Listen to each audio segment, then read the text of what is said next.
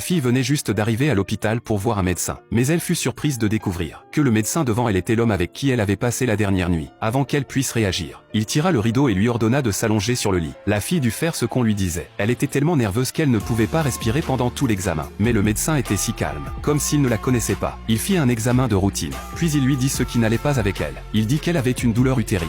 La raison est que la première fois était trop intense. Elle ne peut pas refaire ce genre d'exercice pendant une semaine. La fille pensait en elle-même: c'est à cause de toi. Ce qu'elle ne sait pas c'est que l'homme devant elle a une autre identité. Il est le jeune maître de la famille Shi, qui vaut des centaines de milliards d'euros. Il s'avère que la fille qui était encore à l'université hier a appelé le numéro de l'annonce pour payer la grosse opération de son père. Elle a demandé si c'était vraiment 10 000 euros par jour. Mais l'appel est arrivé au médecin. Il ne voulait pas l'ignorer. Mais ensuite il pensa à un collègue qui mentionnait que il y avait beaucoup de cas de jeunes filles universitaires s'égarant. Le médecin ne voulait pas que la fille fasse la même erreur. Alors il l'a délibérément appelée chez lui. Il lui a ordonné de se déshabiller. Il voulait effrayer la fille de cette manière. La fille s'est enfuie comme un lapin effrayé. Mais la porte ne s'ouvrirait pas. Elle était si anxieuse qu'elle pleurait. Le médecin se demandait combien les étudiants universitaires sont stupides de nos jours. Il a ouvert la porte à contre-cœur pour elle. Et la fille est partie sans réfléchir. Mais dès qu'elle a franchi la porte, elle a reçu un appel de recouvrement de dettes de sa mère. Son père paralysé avait besoin de beaucoup d'argent pour une opération. Mais la mère voulait exploiter la valeur de sa fille.